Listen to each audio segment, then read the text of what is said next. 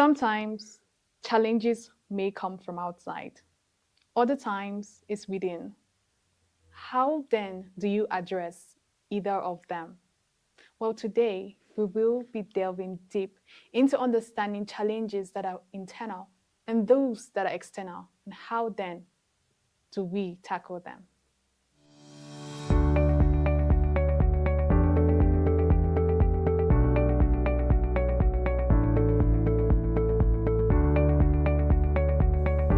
Hello, amazing people. Hope you all are doing fantastic. I am super excited to have you all join me in this arena of growth, greed, and greatness. On Get Impeccable, we help you transform your vision, your potential into movement and growth. Today, I am super excited because I have a visionary, transformative Pan Africanist on board. She is, yes, she is an international relations scholar and concentrating in peace and conflict. We have her here because she did something so massive. She is an author, not of one, but of two fantastic books, which she released on the same day. It's super fantastic. It's a great joy. And I'm so excited to have her here. Join me in this discussion of addressing internal and external conflicts and how then do we handle this on a personal and international level. Well, help me welcome her. You're super welcome, Miss Thank you. Sarah. I am so excited to have you here on board. Thank You you. know, when I got to you and you accepted, I feel like this will really be a transformative moment for me personally and everyone who's listening. I'm really so excited. Pleasure's all mine. Yes, so you may go on to maybe add more highlights to that personality you carry because it's a big one. Okay. Hi, everyone from wherever you are. Here with you is Sarah James Dut, a South Sudanese national Yes. and a scholar of international relations. That is my major, and I concentrate in peace and conflicts studies. And I am a big Pan-Africanist. I say that loud and every single day. So I am so pleased to be here today to share my voice to outreach some people that we never interact. So you might be seeing me there, but believe me, I'm a very simple person. And I believe everybody, like I believe we learn every single day. So we're here to get it over today. And I will let my host take us through what we're going to discuss today. And thank you for having me here. Thank you also, Sarah. It's our pleasure. In fact, it's get impeccable pleasure because we just bring impeccable presence on board. Guys, all right, so let's go first into shedding some light on your book. And since we're talking about understanding internal and external conflict, I want us to understand first this wonderful book here. Gosh, the blend, the design, the color, everything is just giving the aura of growth, and I love it so much. So, talking about Beyond the Mirage, in your book, you shared that there were some challenges you faced while growing up as a young girl. So, could you tell us about those experiences and how they shaped who you are today? Thank you for the question. Yeah, my pleasure. So, like to respond on the challenges that I face growing up in South Sudan, and other girls are still facing, and other girls might have faced them also when growing up. So, like growing up in South Sudan, it's not like an easy thing.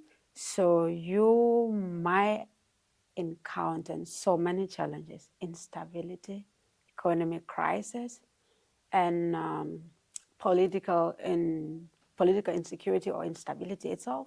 So that was not an easy thing, and this when like combine them with the situation where the country is, we're going through a lot. So I would also say a lot are going. we and a lot are going through each other's. You see, like as a young girl from that very quiet background, uh, growing up or choosing not to give up or to say like you need to see the result of not giving up. It wasn't an easy decision because if I can testify, all my age mates that we were together before are all married. Oh my They God. have kids. Even the younger one than me got married. We took it now. So,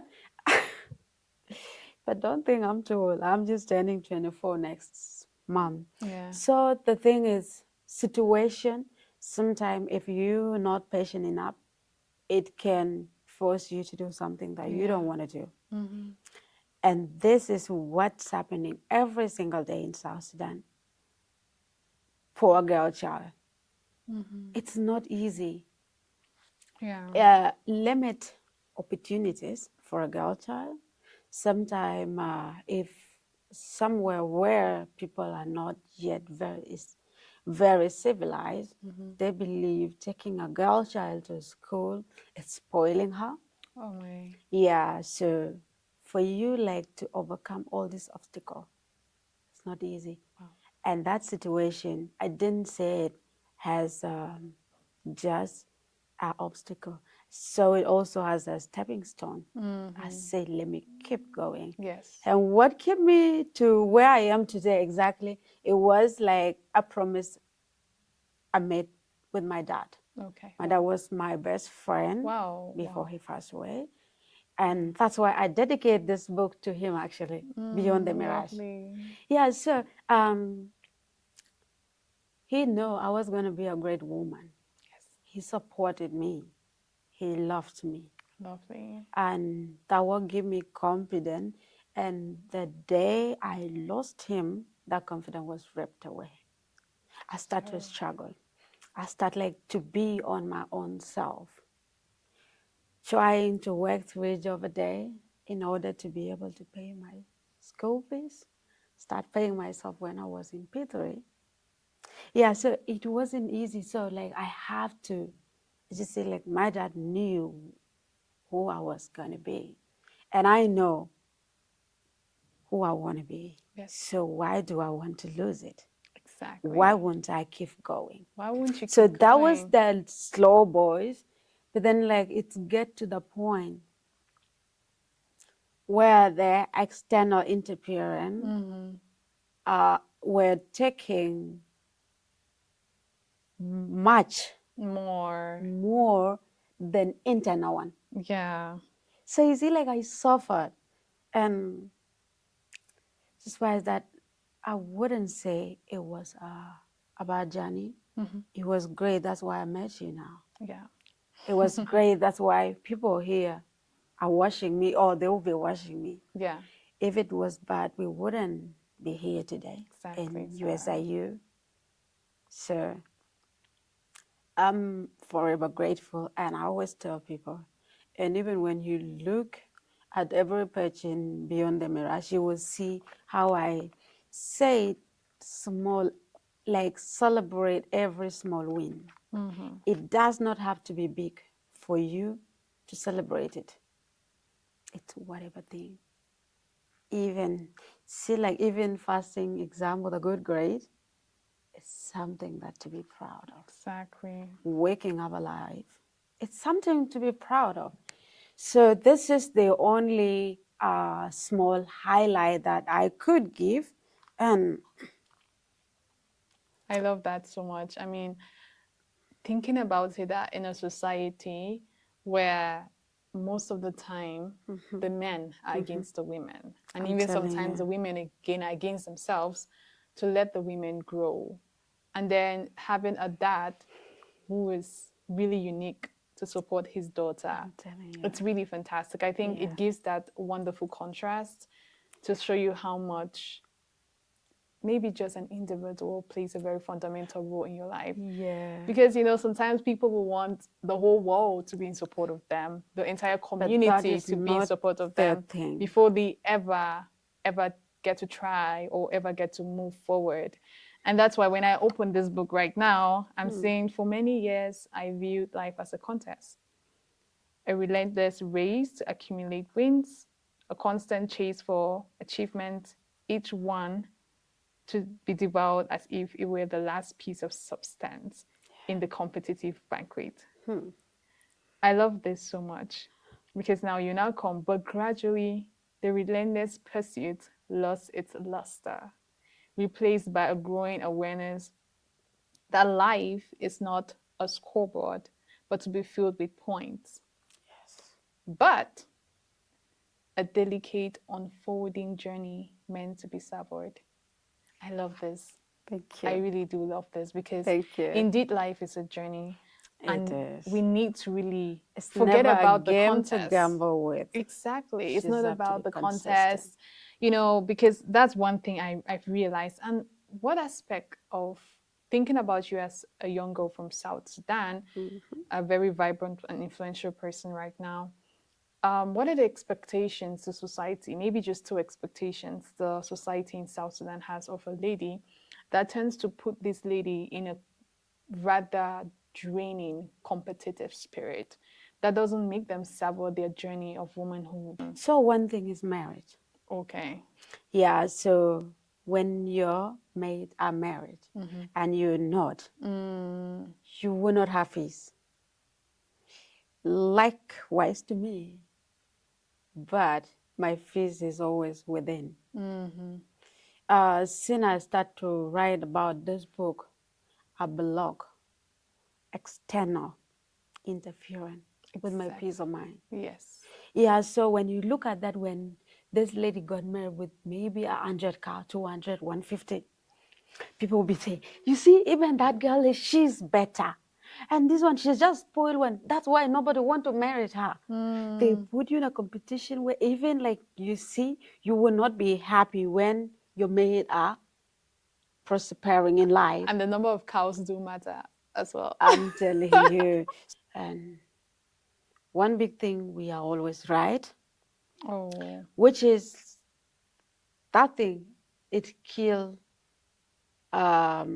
learning. Yeah. You know, So, when you are always right, you don't give your mind space to learn something new. exactly. So they And feel like they are self-contented. They're just so right all the exactly, time. thank you. Oh my That one, God. these are the two things, like are two main things. Oh yeah. So society teaches us, especially a girl child, you have to be respectful, you have to You be have to be very nice, silent. you have Yeah. to be like, when a elder is talking to you, you have to look down. So this one, society has never taught us about the social development, which is powerful. It's only you should be good girl and respectful girl to get a husband. That's the Oh my goal. gosh. Oh my God. So do Talking you see, about, this is what we have.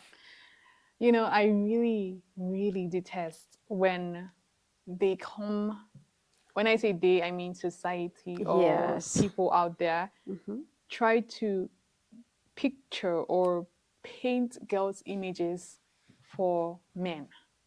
Like, how can you define a woman's worth based on a man? And that is really disturbing in our society. I mean, it may be profound in South Sudan because I've heard a lot of stories Yes. regarding the competition of cows and things like that. But it's cut across most African countries It does. where they're going to advise mothers will advise daughters don't shout because if you shout, a man will like you. Don't do this because if you talk, a man will like you. Don't, don't And because also, of a you man. should be focusing on family. That's the first priority. Yeah. Second to that, also the limited access of resources for going to school. You go to school, you are a spoiled girl. Sense. Yeah, so And thank when you. Let me give it back. I know I really graph you. no, it's okay. We're having the conversation, and I'm loving the way you're tuning in. Thank you. Now, thinking about the title of Beyond the Mirage, but still on the personal level, it's discovering my true self. It's really intriguing. I want to understand what exactly is your true self, and was it that the self before was not real or wasn't true? So, what exactly is the true self of Sarah? Thank you. The young Sarah, a little Sarah was okay. But when she lost her dad, she became a different Sarah. So that when it teaches me many things.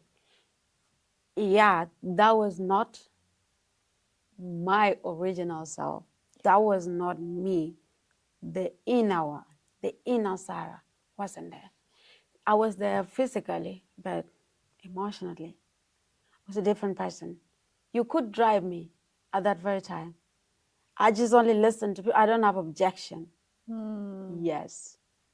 I don't make decision of my own. I follow friend. Friend make decision for me. Wow. I have to, like, I've been like people pleaser, if you know that. Yes. I never mind of making myself happy one day. I just want, if this person is happy, I think like everything is okay. Forgetting also like I'm very important. So like if you look at that one, compared to what any other young people are going through today, whether in relationships, family, other thing, it's really like quite challenging. We sometimes claim to know everything until your inner self, inner voice challenge you. Tell you one day, like the evening, I was sitting outside in our home. So I was like, so if I don't listen, if I do this on my own, so how's it gonna feel like? And then I started we were going for coaching. That was a year I was doing my senior 4 certificate. So people call me, you should come, you should. I was like, okay, I will be there. And then I skipped the time. I came late. Everybody was so annoyed with me, but I did it purposely to see exactly who really care. Is it that like I matter, or is it like just me being around helping matter, or is it me myself that matter to people? I had to say that. So it was not okay. It didn't end well. I end that friendship Yes. immediately, and I was like, I need to fix myself. You know, it was never easy. I've been called a different name that I never deserved, and they make me grow low self-esteem every single day. You are this, you are that, you're this. I am spoiled. I actually, and that was the hardest years of my life. Wow. I'm so I glad you were able to pull never, through. like, it was really like a hell on earth. Yeah. Wow, Sarah. You know, when we think about everything you faced as a young girl and what other young girls in South Sudan are facing, and also looking at the tribalism aspect, everything in general, I'm forced to ask this one last question. Was welcome. Yeah. So, do you think separating from Sudan at the end of the day was really worth it? Because I know the South Sudanese, got their independence 2011. They separated from Sudan at that time. And the reason for the separation was based on things like this, inequalities, this, that, that. Yet the society that claimed inequality still experiences devout inequality in such an aspect. So would you say that it was worth it, or maybe it's not really different? Okay, thank you for this question. And many people actually ask this question. Yeah. And even if you remember during the book launch, the same question was asked. Yes, yes, true. Yeah, so to comment on that or to respond based on old Sudan and a new Sudan situation, like the comparison. So when you look at old Sudan, when we were one, uh, the ordinary citizen, let me say, the people of South Sudan, the citizen of South Sudan, who were in Sudan, Yeah. um, for them, I wish if we could get one of them to bring on a board to testify this, they would say it was better. But then when you look at it, you look at the situation in the political aspect, it was not okay. Why? Because the politician who need the higher position, that was not allowed in Sudan. That was that like a political evangelization, which was happening, and that is what forced all things to lead to 21 years of war. Wow. Yes, 21 years of war. So that, and I am very sure if it was just because of some other season, there would have been no like a fighting or like the war of the politician will say, we need to separate from this. If they were getting what they want, none of them would have said no. Yeah. None of them wouldn't think of division of the country. But because they were the one who were being marginalized, that's why they won the independence. And they got it. And it's benefiting actually them now. Do you see, like, let me tell you, the civil servant in South Sudan, they work, let me say 2024, 2025, 2026 now. They never got paid. Can you imagine? And they're still working.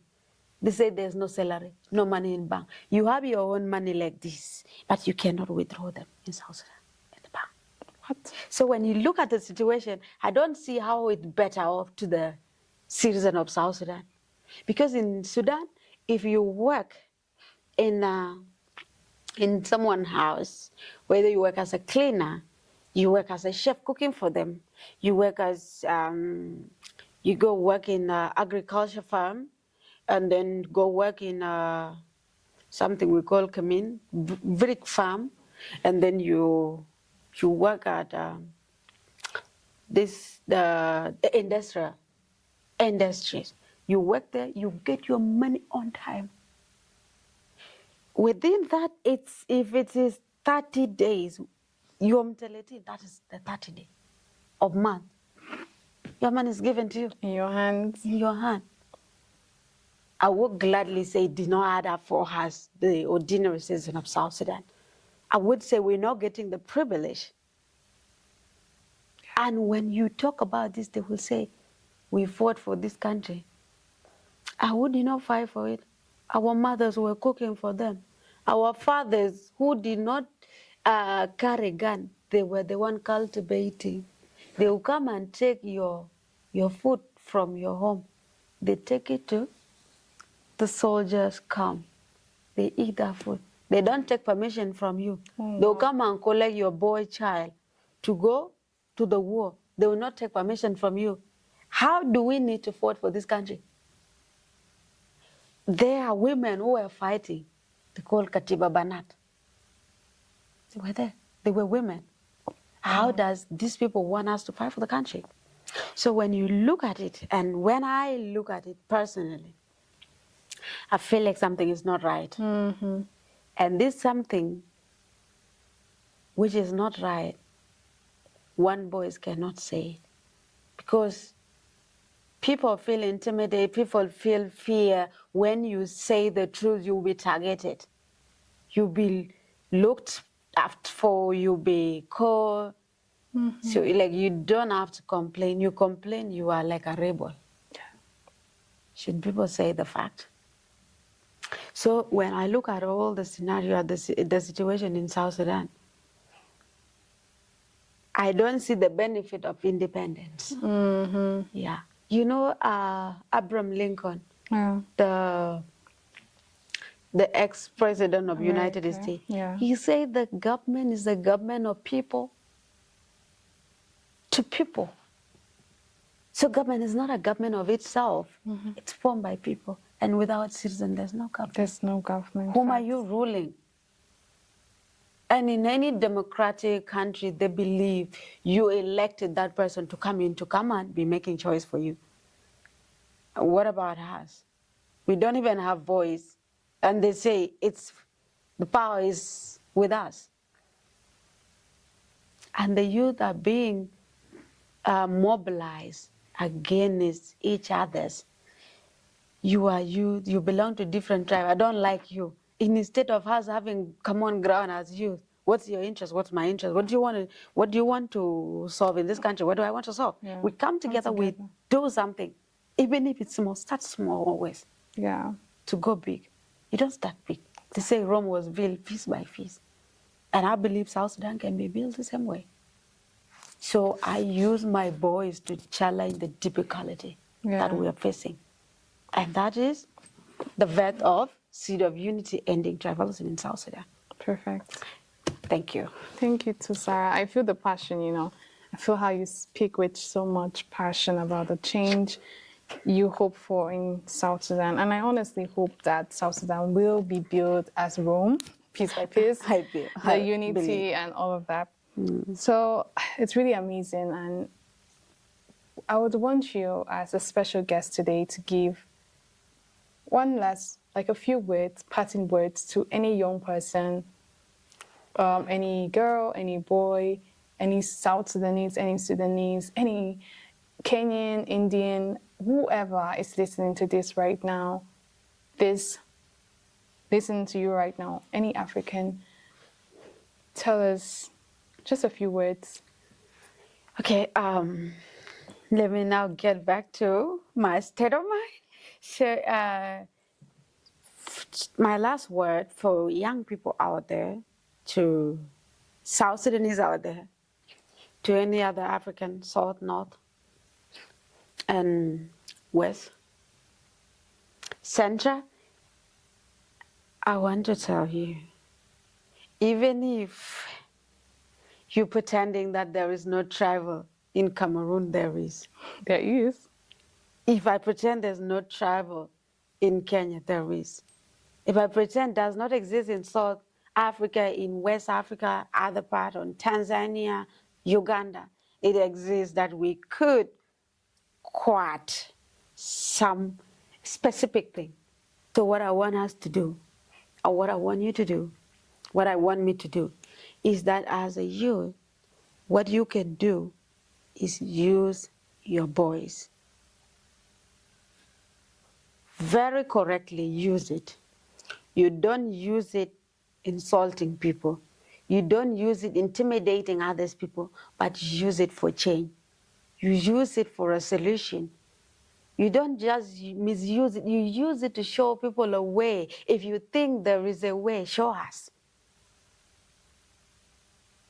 As a leader, young people, I believe we are the leaders of now and tomorrow.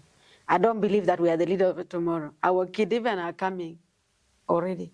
So where's tomorrow? I believe as a young leaders, what you do, it's how you approach people, how you address problem, show your leadership capabilities. And that can bring trust in you, and for others used to follow you, or for you to make a way for people. You got to be very resilient, very critical thinker, very reasonable person. And this is what I can say. I might not be the best, or I'm not academician. I'm not the best than you. But when I believe that I can do something, I will do it. And I believe in Chinese, this Chinese philosophy said, don't undo what you can do now for tomorrow. So you just have to do it now. So I believe in that, and I believe if I can just talk now, so can you pick it from your country. We might not be from the same country, and we might be facing the same challenge, but just in different location. So this is one thing I can say, and as you, please believe that the only thing bring you together is a common ground that you have as youth together. It's not who come from your tribe. If they come from your tribe with different ideology from yours, leave it. In like school is teaching us how to differentiate wrong from right. So and now when you look at our situation there, some youth, the challenges others, politicians, who are from other tribes. And when the other politicians who are from their tribe or their uncle are doing the same, it's a sin. So it's not a big deal. And when my uncle is doing it, it's a big deal. And we call for good governance. I believe nobody can demand like what they don't have. If you are not honest, you're not getting that good governance. It's like a guy, a, a club man looking for a church guy. Mm-hmm. But I believe like the bird of the same feather fell in the Together. same catch. Exactly. So this is what we can do. Please, let's stop the tribalism mindset. Let's believe in each other's Potential. potential. The common goal between us as youth, and that is what will shift our country, and that's what will shift the South Sudan and across the African continent, of course. So thank you for having me here, and I believe next time when you call me, I'll be very well prepared. Thank you. You're even more than prepared, dear Sarah. Thank you so much for sharing such powerful insights, such insights of growth, such insights of change, such insight of critical thinking. It actually triggered my mind looking across in my country and other African nations as well. So it has truly inspired me and actually is triggering growth in me. And I Yeah. love this, and I believe each and everyone out there, anyone watching, has grown and has a mind shift. So if you're out there, you would want to grab a copy of Beyond the Mirage, Discovering My True Self. It may have been a blueprint for Sarah, understanding herself and everything, but this may serve as a blueprint for you to discover yourself and looking into the seeds of unity for South Sudan. Honestly, okay, you may be like, oh, it's for South Sudanese. I honestly feel like it's for any African because reading this book, I feel like every aspect cuts across every African nation. So if you're South Sudanese, particularly, this should be close to your Bible. And yes, so please let us get this. And dear Sarah, thank you so much for putting your powerful words in this bundle of joy. And I pray and hope that this gift you've given to mankind takes you great places, for you to inspire the world. Because honestly, you have the voice, you have the potential, you have the ideology for change. And I can truly see the Pan-Africanism that exists within your blood. It flows, it's undeniable. So I just really hope that what's next for you takes you higher and helps you inspire more and more people. Thank you. With that said, amazing people, thank you so much for staying with me for this interview. It's the first interview of the year from Get Impeccable, and I'm so honored to have shared this with a fantastic Pleasure is author. all mine. So everyone, thank you so much. In case you're new here, please do hit the subscribe button. Do like, do share, do subscribe. And tell me, who do you want to see on board? And what's your perception of tribalism in your country? Until next time, I remain your humble host, Precious Andy. Bye.